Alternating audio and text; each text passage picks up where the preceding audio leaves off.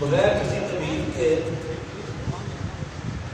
آج کی یہ بڑی بابرکت اور اپنی نسبت کے لحاظ سے بڑی بلند پایا محفل، جس کی نسبت حضور کے دو شہزادوں سے، وقت کے دامن میں وسعت نہیں کہ بات کو دہراؤں، آج کی یہ بڑی ہی نسبت والی برکت والی محفل کی نسبت جو ہے وہ حضور کے دو شہزادوں سے، اور رب تعالیٰ کا یہ کرم دیکھیے کہ ایک کا عرس ربیع الاول سے پہلے آتا ہے اور ایک کا عرس ربیع الاول کے بعد۔ سبحان اللہ۔ درمیان میں میلاد شریف پڑتا ہے، پہلے حضور داتا صاحب کے چرچے ہوتے ہیں اور میلاد شریف کے بعد حضور غوث اعظم کے چرچے ہوتے ہیں۔ سبحان اللہ۔ اب زیادہ وقت نہیں کہ اس پہ اور بات کروں، کسی گھر میں شادی ہو تو بھی شادی کا دن آنا ہوتا ہے تو پہلے وہاں سے خوشیاں، جشن، محفلیں، اس کا ذکر، اس کی تیاری شروع ہو جاتی ہے، تو سمجھے کہ حضور داتا صاحب کا عرس جو ہے یہ میلاد شریف کی تیاری ہو رہی ہے۔ سبحان اللہ۔ اور جہاں شادی ہو جائے اس کے کئی دن بعد تک بھی وہاں شہنائیاں، لائٹیں، خوشیاں وہ کافی دیر تک رہتی ہیں، تو گویا کہ حضور غوث اعظم کا ذکر یہ میلاد شریف کا آخری حصہ ہوتا ہے۔ سبحان اللہ۔ داتا صاحب کا عرس میلاد شریف کا پہلا حصہ ہے، اور حضور غوث پاک کا جو محفل ہے، جو آپ کی ذکر ہے، آپ کی 11ویں شریف ہے، وہ میلاد شریف کا آخری حصہ ہے۔ تو اس بات سے اندازہ لگائیں کہ یہ دونوں شہزادے سرکار کو کتنے پیارے ہیں کہ ان کے عرس بھی اپنے میلاد کے ساتھ ساتھ رکھتے ہیں۔ سبحان اللہ۔ یہ کیسی ترتیب بنا دی کہ جب میرا ذکر ہوگا میرے ساتھ ساتھ میرے شہزادوں کا ذکر بھی ہوگا۔ اور ایک اور بات یہاں پہ کہہ دوں کہ یہ دونوں شہزادے اتنے پیارے ہیں حضور کو، اتنا حضور کو پیار ہے ان سے کہ یہ سب کے پیر ہیں۔ سبحان اللہ۔ یہ دونوں شہزادے سب کے پیر ہیں، چشتیوں کے بھی پیر ہیں، قادریوں کے بھی پیر ہیں، نقشبندیوں کے بھی پیر ہیں۔ اب کہیں دیکھ لیں، چشتیوں کی محفل ہے، سہروردیوں کی محفل ہے، نقشبندیوں کی محفل ہے، جس کسی کی بھی محفل ہے وہاں حضور داتا صاحب کا بھی ذکر ہوتا ہے خاص کر کے، اور حضور غوث پاک کی 11ویں تو کوئی مسجد ایسی نہیں ہے جہاں پہ نہیں ہوگا۔ سبحان اللہ۔ یعنی جہاں نبی پاک صلی اللہ علیہ وسلم کا جہاں جہاں میلاد ہوتا ہے ہر اس جگہ حضور غوث اعظم کی 11ویں بھی ہوتی ہے۔ سبحان اللہ۔ اور وقت کے دامن میں واقعہ تن یہ جو ہے اتنی وسعت نہیں، بس دو باتیں میں نے عرض کر دی ہیں۔ رب تعالیٰ نے قرآن مجید فرقان حمید میں ارشاد فرمایا فاذکرونی اذکرکم، تم میرا ذکر کرو میں تمہارا ذکر کروں، تم میرا ذکر کرو میں تمہارا ذکر کروں،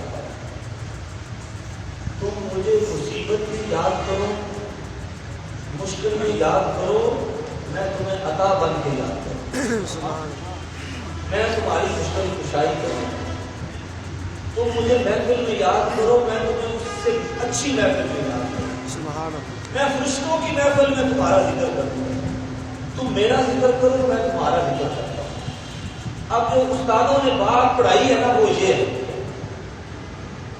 ایک تو ہوتا ہے نا کہ ویسے آپ رسمن کہہ دیتے کہ یہ استادوں کو سبق سنا رہا ہوں، نہیں یہ واقعتاً استادوں کا سبق سنا رہا ہوں، واقعتاً دائیں بھی استاد ہے بائیں بھی استاد ہے، یہ سبق دائیں سائڈ سے آیا ہے، پیار سے بولو سبحان اللہ۔ سبحان اللہ۔ بائیں والا بعد میں سناتا ہوں، یہ دائیں والا۔ سبحان اللہ۔ فاذکرونی، فرمایا میرا ذکر کرو، سبحان یہ نی ضمیر اپنی طرف کہ میرا، رب کہتا ہے میرا، میری ذات کا، فاذکرونی میری ذات کا میرا ذکر کرو۔ ایک اور جگہ رب تعالیٰ نے قرآن میں فرمایا یا بنی اسرائیل اذکروا نعمتی اذکروا نعمتی، بنی اسرائیل سے فرمایا کہ تم میری نعمتوں کا ذکر کرو، بنی اسرائیل کو فرمایا کہ اذکروا نعمتی، میری جو نعمتیں ہیں، میری جو صفات ہیں، میرے جو کرم ہیں ان کا ذکر کرو، مگر جب محبوب کی امت کی کی باری آئی تو فرمایا میری نعمتوں کا نہیں میری ذات کا ذکر کرو. سبحان اللہ. پہلے انبیاء کی جتنی امتیں آئیں ان سے کہا اذکروا نعمتی، میری نعمتوں کا، میرے فضل کا ذکر کرو، میری نعمتوں کا ذکر کرو، میری صفات کا ذکر کرو.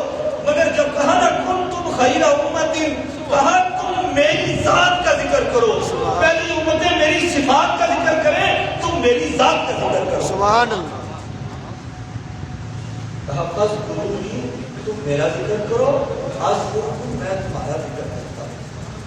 اب پہلی امتوں سے کہا کہ تم میری صفات کا ذکر کرو، اور محبوب کی امت سے فرمایا تم میری ذات کا ذکر کرو. اس کی کیا وجہ تھی؟ یہ سبق ہے. پیار سے کہنا سبحان اللہ. سبحان اللہ. پھر پیار سے کہنا سبحان اللہ. سبحان اللہ. جلدی نہیں کہوں گا، سارے سبحان اللہ کہیں گے تو بات کروں گا. سبحان اللہ. کسی نام ہی کہتے میں کہہ ہی نہیں کسی پھر کہہ دو سبحان اللہ. سبحان اللہ. اچھا بات یہ ہے کہ پہلے انبیاء کی جتنی امتیں تھیں ان سے کہا میری نعمتوں کا ذکر کرو، میری صفات کا ذکر کرو. تفاسیر میں لکھا ہے اس لیے فرمایا کہ پہلے جتنے انبیاء آئے تھے، پہلے جتنے انبیاء آئے تھے، بنی اسرائیل کے جتنے انبیاء آئے تھے، حضور سے پہلے جتنے بھی نبی آئے، جتنے بھی انبیاء آئے، مرسلین آئے، وہ رب تعالیٰ کی صفات کا مذہب تھے. مگر جانے کا اعلان تو رب تعالیٰ نے اپنی ذات کا مذہب بنا کے بھیجا. سبحان اللہ. سبحان اللہ. پہلے جتنے انبیاء آئے سے کہا کہ تم میری صفات کا ذکر کرو، کہ تم میری صفات کا مظہر ہو. اے محمد صلی اللہ علیہ وسلم، اے میرے محبوب، اے آمینہ کی چاند، تم میری ذات کا مظہر ہو. اس لیے کہا اذکرونی، کہا فاذکرونی، تم میرا ذکر. سبحان اللہ. پہلے جتنے انبیاء آئے وہ رب تعالیٰ کی صفات کا مظہر تھے، اور جان عالم صلی اللہ علیہ وسلم کو رب تعالیٰ نے اپنی ذات کا مظہر بنا کے بھیجا. سبحان اللہ. اب بائیں والا سبق سنو، پیار سے کہیے سبحان اللہ. سبحان اللہ. واقعہ تن سامنے بیٹھ کے یہ رسمن بات نہیں کہتا، یہ رسمن بات نہیں ہے، صحیح سبق پڑھ کے پھر سنا رہا ہوں. پیار سے کہنا سبحان اللہ. سبحان اللہ. رب تعالیٰ نے فرمایا اب ساری آیت کا معنی میں نے نہیں، صرف ایک لفظ کا معنی آپ کو آتا ہے. 1000 دفعہ آپ نے خود اس آیت پہ ہزاروں تقریریں کی ہیں. الا ان اولیاء اللہ، یہ کون سی مشکل آیت ہے، سب نے سنی ہے، سب نے اس کا معنی کیا ہے. جب بلکہ مدارس میں جب بچے آتے ہیں نا پہلے دوسرے سال والے، تو ان کی تقریر ہی روز بات سے شروع ہوتی ہے. سبحان اللہ.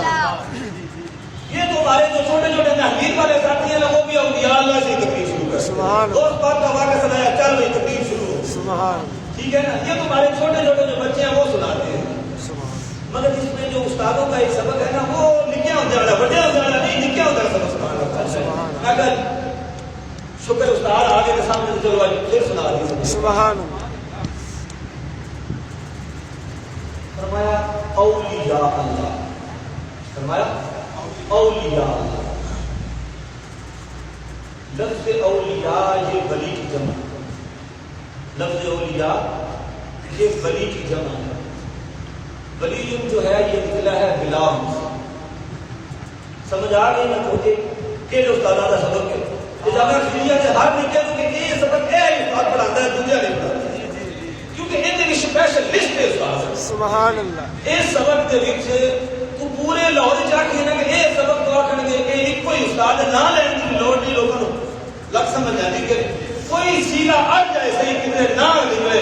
وہ جامعہ رسولیہ آ جائے تو دیکھو نکلتا کہتے ہیں. سبحان اللہ. سبحان. تو یہ جامعہ رسولیہ سے اندر پڑھا ہو تو سالہ کے سجے پر سادہ جب بندہ لسی پی کے بیٹھا آپ کو ساڑھے سیگا پڑا ایک منٹ تو پہلے نئی کتاب کھولنی تے نہ جا کے بیٹھا اس سے ویلے ایڈی چھیتی کمپیوٹر بھی نہیں دستا. ایڈی چھیتی وہ کہتے ہیں گوگل ہی چکی ایڈی چھیتی نہیں سیگا ہوتا ہے جیڈی چھیتی استادہ کو ہوتا. سبحان اللہ.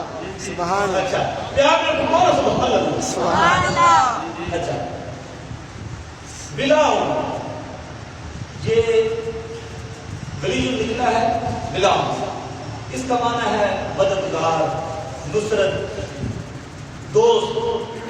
اچھا ولی جو ہے نا، ولی جو یہ فعیل کے وزن پر ہے. ولی جو ہے نا، ولی جو ہے نا فعیل ولیون فعیل یہ فعیل کے وزن پر آتا ہے. ولیون کس پر آتا ہے؟ فعیل اور سر بڑا تو بولو یار. فعیل فعیل کے وزن پر آتا ہے. اور سیگا جو فعیل ہے نا یہ اس میں فاعل میں بھی استعمال ہوتا ہے اور مفعول میں بھی استعمال ہوتا ہے. ولیون جو ہے یہ اس میں فاعل بھی ہے یہ اس میں مفعول بھی ہے. اس میں فاعل بھی ہے اور اس میں مفعول بھی ہے. تو کیا مطلب اگر اس میں فاعل والا معنی ہو تو رب سے پیار کرنے والا, سبحان اگر مفعول والا معنی ہو تو رب کا پیارا. سبحان اللہ سبحان اللہ. اس میں دونوں معنی آتے ہیں. اور ایک اور بات بتاؤ, یہ جو لفظ ولیون ہے نا واو لام یا یہ ہفت اقسام سے لفیف ہے. یہ ہفت اقسام سے لفیف ہے. اور لفیف دو ہوتے ہیں شبد 10. ہاں لفیف مفروض بھی ہوتا ہے تو مخلوط بھی ہوتا. یہ مفروض ہے. مفروض وہ ہوتا ہے کہ جس میں دو رقیت ہوں اور دونوں ملے ہوئے نہ ہوں, جدا ہوں. اور لفیف کا معنی ہوتا ہے لپٹا ہوا, سبحان اللہ. یا لپیٹنا. لفیف کا معنی ہوتا ہے لپیٹنا. تو اب ولی کا معنی کیا ہوا؟ ولی کا معنی ہے کہ یہ رب کی رحمت میں لپٹا ہوا ہوتا ہے. سبحان اللہ سبحان اللہ. ولی کیا ہے؟ یہ لفیف ہے. تو لفیف کا معنی ہے لپیٹنا. تو یہ رب تعالیٰ کی رحمت میں ولی لپٹا ہوا ہوتا ہے. پیار کرتے ہیں نا سبحان اللہ. یہ نہیں تھوڑی سی گال ہو بھی رہتی. سبحان اللہ پیار کرتے ہیں سبحان اللہ. سبحان اللہ. فرمایا ولی جو ہے نا یہ فعیل کے وزن پر آتا ہے. اور فعیل جو ہے یہ کیا ہے؟ صفت مشبہ. فعیل کیا ہے؟ صفت مشبہ. اور صفت مشبہ کا خاصہ یہ ہے کہ یہ اپنے معنی مصدری کے ساتھ بطور ثبوت موصوف ہوتی ہے, بطور حدوث نہیں ہوتی. یہ گل یہ شب تک مجھے سمجھ آئی, یہ ایسا نہیں سمجھ آئی سبحان اللہ. کہ صفت مشبہ جو ہوتی ہے یہ اپنے مصدری معنی کے ساتھ بطور ثبوت موصوف ہوتی ہے. کیا مطلب؟ جیسے فعیل, سمیع, بصیر, قدیر, یہ سارے صفت مشبہ ہیں. اس کا معنی ہے کہ جو اس میں معنی مصدری پایا جاتا ہے وہ کبھی کسی حالت میں بھی اس سے جدا نہیں ہوتا. سبحان اللہ. وہ کسی وقت بھی اپنے مصدری معنی سے جدا نہیں ہوتا. جیسے سمیع کہ رب سننے والا ہے, کوئی لمحہ کوئی وقت ایسا نہیں ہوتا کہ جس وقت رب نہیں سنتا. رب ہر حال میں ہر وقت, صبح ہو یا شام ہے, دن ہے یا رات ہے, کوئی بھی دن ہے, کوئی بھی لمحہ ہے, رب ہر وقت سنتا ہے. سبحان اللہ. تو یہ اپنے مصدری معنی کے ساتھ بطور ثبوت موصوف ہوتی ہے کہ ہر وقت سنتا ہے. سمیع کا معنی کہ رب ہر وقت سننے والا ہے. قدیر کا معنی کہ رب تعالیٰ ہر وقت ہر چیز پر قادر ہے. اور ولی کا معنی ہے مددگار. اور ولی وہ ہے جو ہر وقت مدد کرتا ہے. ولی وہ نہیں ہے کہ کبھی وہ مدد کرے اور کبھی مدد نہ کرے.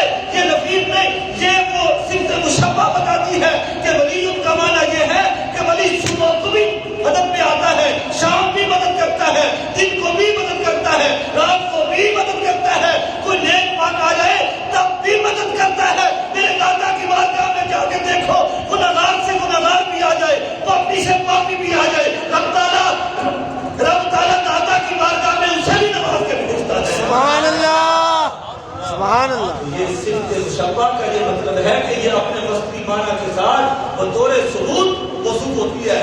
یہ ایسا نہیں کہ ولی کسی وقت تو پیار کرے اور کسی وقت نہ کرے. جیسے سمیع رب تعالیٰ ہر وقت سنتا ہے, جیسے قدیر رب تعالیٰ ہر وقت قادر ہے, اسی طرح ولی بھی ہر وقت مدد کرتا ہے. سبحان اللہ.